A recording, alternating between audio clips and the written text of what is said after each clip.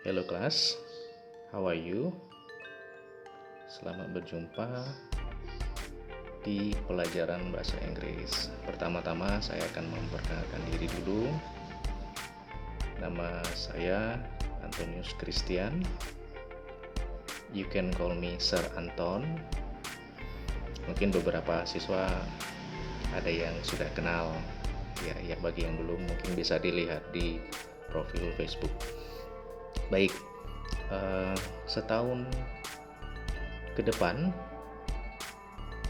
kelas 8 ya, kalian semua akan belajar bahasa Inggris bersama saya. Jadi dituliskan di sana English ya. English itu dalam bahasa Indonesia artinya bahasa Inggris. Oke. Sebelum kita masuk lebih dalam, mungkin ada baiknya kita mengenal dulu ya, pengenalan bahasa Inggris itu apa sih? Kita lihat ya. Berangkat dari kata bahasa. Oke. Bahasa ya. Kita belum masuk ke bahasa Inggris, tapi kita mengerti dulu apa itu bahasa. Ya, pertama, fungsi. Apa fungsi bahasa? Ada yang tahu? Ada yang tahu? Oke. Bahasa secara umum itu fungsinya adalah sebagai alat komunikasi.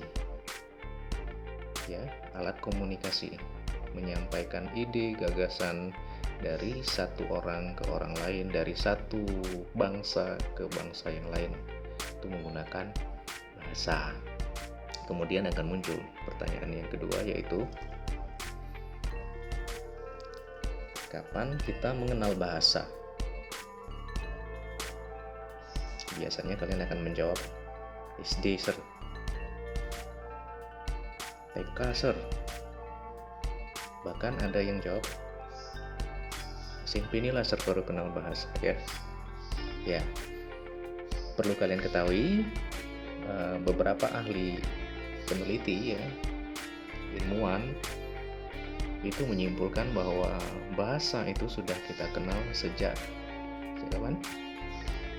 Sejak kita ada di dalam kandungan ya, sejak kita dalam kandungan. Jadi kalau ada orang tua yang ngajak ngobrol anaknya ya, dengan ngomong sambil mengelus perutnya ya, perut ibu yang sedang hamil sambil ngomong, nah itu sudah merupakan bahasa. Kemudian ceprot, lahir ya, lahir sudah punya bahasa belum bayi? Sudah. Bahasanya apa? Ya, bahasanya menangis. Nah, itu sudah bahasa. Saat dia lapar, dia akan menangis. Nah, bagi ibunya tentu saja akan disusui ya.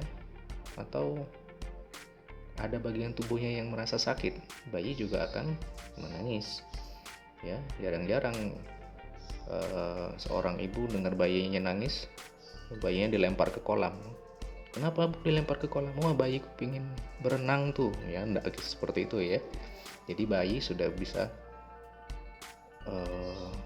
menyampaikan apa yang dirasa kepada orang tuanya. Begitu terus perkembangannya, papa ya, kata-kata yang pertama mama dan seterusnya sampai akhirnya bisa menyusun kata seperti kalian SMP ini. Itu ya. Oke, itu fungsi bahasa dan kapan kita mengenal bahasa.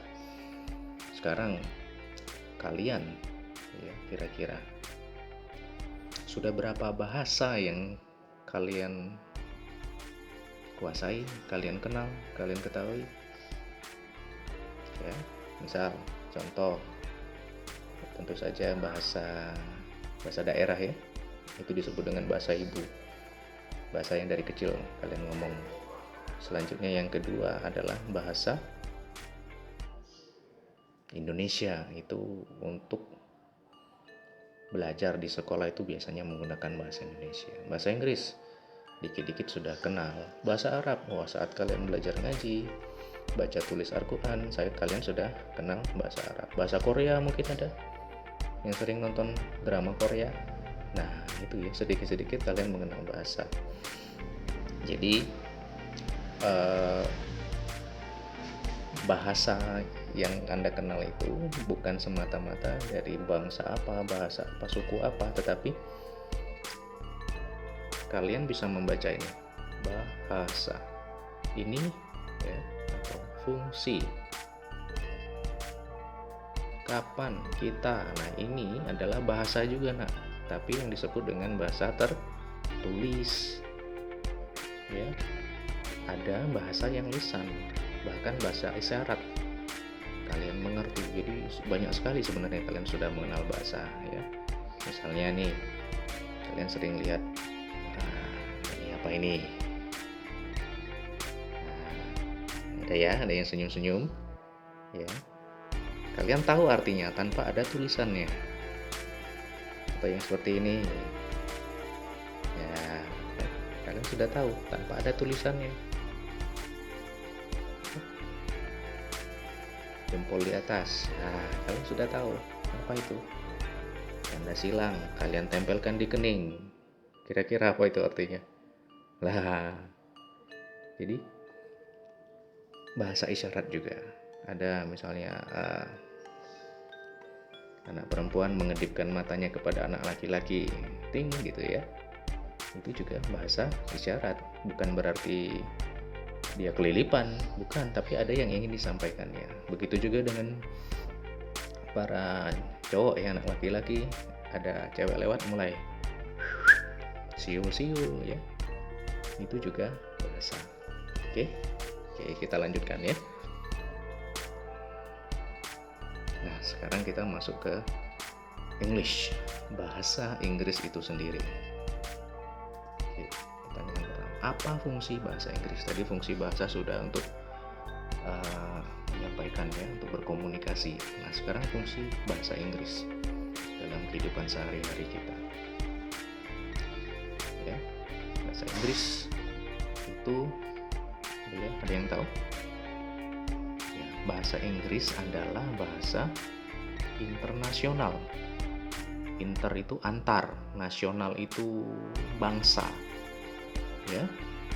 Kalian bisa bayangkan bagaimana susahnya orang akan berkomunikasi.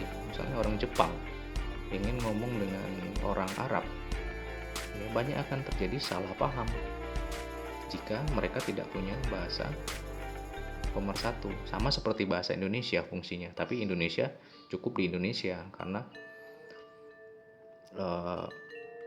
di Indonesia bahasa daerah itu banyak sekali, maka dipersatukan oleh bahasa Indonesia sebagai bahasa nasional, bahasa kesatuan ya. Misalnya di daerah kita ya, ada seorang dari Sumatera Utara ingin pergi ke pasar. Sopir angkotnya ngomong, "Batak naik." Naiklah orang Batak ini ya, sukunya suku Batak. Batak turun lagi orang Batak ini ya, karena dia merasa Batak itu adalah sukunya. Tapi dalam bahasa kita, Batak itu artinya kan bawah ya, bawah naik, bawah turun ya. Bisa dibayangkan bagaimana terjadi kesalahpahaman saat orang itu berangkat dari ujung Muara Lawai sampai ke Lahat. Berapa kali orang itu akan naik turun. Nah yang paling tidak lemah terakhir kali, Batak anjing katanya. Nah ajak ribut, saling kapak dia ya. Nah itu jadi bahasa Inggris bahasa internasional yang menggabungkan, yang merangkai ya, yang menyampaikan ide dari satu bangsa ke bangsa yang lain. Itu bahasa pemersatunya adalah bahasa Inggris. Oke, yang berikutnya, mengapa harus bahasa Inggris? Ya, bukan bahasa Jepang atau bahasa Indonesia sebagai bahasa pemersatunya. Ya, karena ini masalah historis atau sejarah, terkait dengan sejarah. Ada yang tahu? Ya, Inggris ya, orang Inggris dulu adalah bangsa penjajah, ya, bangsa penjajah, di mana wilayah jajahannya yang paling luas. Jadi otomatis saat dia menjajah daerah tertentu, orang-orang di daerah tersebut nantinya akan berbicara bahasa Inggris, dipaksa bicara bahasa Inggris. Nah, itu yang melatar belakangi kenapa bahasa Inggris dipilih sebagai bahasa internasional, ya, karena hampir seluruh dunia itu pernah dijajah oleh Inggris, maka otomatis warga daerah-daerah tersebut akan kenal dengan bahasa itu, ya. Oke, berikutnya.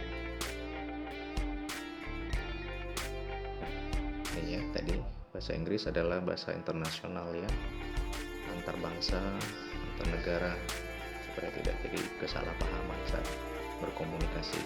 Kemudian di Indonesia bahasa Inggris itu merupakan bahasa asing. Kenapa asing? Ya karena bukan berasal dari Indonesia. Itu adalah bahasa bangsa lain. Ya, jadi bukan bahasa ibu atau bahasa daerah kita.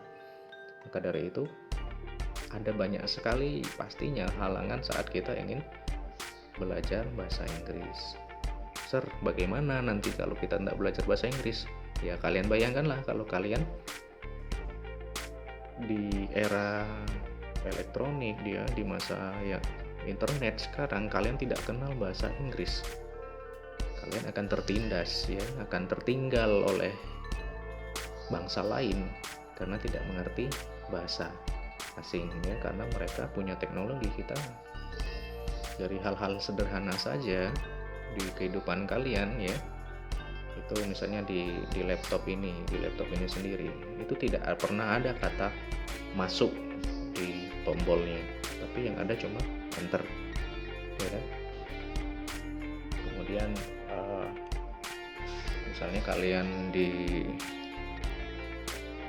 punya kendaraan bermotor, itu di lampu sennya, ya, kalau kalian perhatikan yang sebelah kiri itu tulisannya adalah L, sebelah kanan itu R, ya, kalau kalian lihat itu L itu artinya left, yang artinya kiri, sedangkan yang di sebelah kanan adalah right, yang artinya kanan. Jarang lampu sen itu yang ada tulisannya K sama K. Apa itu K sama K? Kanan sama kiri, ya, pasti L dan R.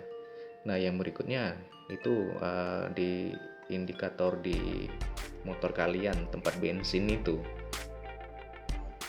ya, bagian bawah kalau kalian lihat itu E, bagian atas F, ya, tempat bensin itu, ya, jarumnya itu, ya. Nah, E itu apa? Ya, E itu empty dalam bahasa Inggris. F di atas itu adalah full, ya, penuh. Jadi jarang dilihat di bawah itu ada tulisan K kosong, yang atas P penuh, bukan, tapi E dan F. Nah, hal-hal kecil seperti itu dalam kehidupan sehari-hari sudah menjadi sudah menjadi hal yang sangat umum. Apalagi kalian sudah mengenal Android, gadget dan lain-lain, itu kan pasti kaitannya dengan bahasa Inggris, itu bahasa asing, oke? Nah, karena bahasa Inggris bahasa asing, ya, maka dari itu bukan bahasa asli Indonesia, ya, pastinya ini bukan bahasa asli Indonesia. Nah, maka di sana, ya, memiliki aturan tata bahasa yang berbeda dengan bahasa Indonesia, pastinya, ya, tidak seperti cara kita berbicara, mereka berbicara, ya. Oke, berikutnya contoh sederhana saja, nanti pembahasannya kita bedah lebih lanjut, ya. Kita lihat sederhana. Yang pertama, pelafalan, ya, tulisannya one, dibaca one, Itu pelafalan. Jadi kita nggak bisa kok lucu tulisannya One dibaca one, dari mana huruf B-nya. Nah, itu aturan dari sana, kita tidak bisa menyamakannya dengan bahasa Indonesia. Ini contoh satu ya, pelafalan, cara kita membaca ya. Berikutnya adalah kuantitas, jumlah. Bagaimana cara mereka ngomongkan kuantitas atau jumlah. Ini contoh. Ibu-ibu. Ibu. Ditulis mothers. Cuma ada tambahan S. Ya, jarang mereka bilang mother. Nggak bisa juga kita terapkan ke Indonesia. Ibu-ibu kalian singkat ibus. Nah, itu ya. Ibus, apa artinya ibu-ibu? Tapi bahasa Inggris ya. Teman, sir. Tambah S ujungnya, salah. Karena Indonesia dan Inggris punya tata bahasa yang berbeda ya. Jadi ibu-ibu itu mothers, bapak-bapak fathers, teman-teman friends ya. Ketambahan S. Nah, itu contoh saja, ini contoh. Berikutnya pola ya, pola. Kita punya pola dalam bahasa Indonesia, diterangkan dan menerangkan ya. Ada yang diterangkan dan menerangkan. Nah, itu terbalik. Kita lihat sebuah buku biru ya, ini buku biru, bookser ya, buku book ya, biru, blue. Seharusnya blue, book blue, sir. Salah, dibalik. Dalam bahasa Inggris itu blue book ya, warnanya dulu baru bendanya. Sedangkan di Indonesia bendanya dulu baru warnanya ya. Jadi bukunya dulu ya, sebuah buku biru, bukunya dulu, bukan birunya dulu. Nah, itu pena merah, pen red, kamu ngomong salah. Karena tadi mereka punya tata bahasa yang berlawanan untuk pola ya. Pola menyatakan benda dan kata sifat. Maka itu terbalik ya. Jadi besok kalau ngomong jangan terbalik ya. Bunga yang indah, kamu bilang flower beautiful, salah, terbalik ya, beautiful flower. Nah, seperti itu ya. Itu contoh kecil saja, masih banyak yang harus kita bahas nantinya ya, supaya ya sedikit banyaknya kita ngerti bahasa Inggris. Oke, yang berikutnya, nah ini langkah awal belajar bahasa asing ya, namanya saja bahasa asing. Bagaimana kalian akan ngomong makan, sedangkan makan dalam bahasa asing kalian tidak tahu ya. Nah, yang pertama adalah pastinya melafalkan kosakata, vocabulary ya, mulai dari benda-benda di sekitar kalian ya, bagaimana melafalkannya, kemudian kegiatan-kegiatan di sekitar kalian ya, misalnya benda ini ya, apa ini kita ngomongnya jam tangan, tidak mungkin akan kalian terjemahkan jam itu clock, sir. Tangan, hands, salah, bukan clock hands, tapi mereka punya istilah untuk jam tangan. Apa itu jam tangan? Mereka punya kata watch ya. Watch itu jam tangan, jadi bukan clock hand tapi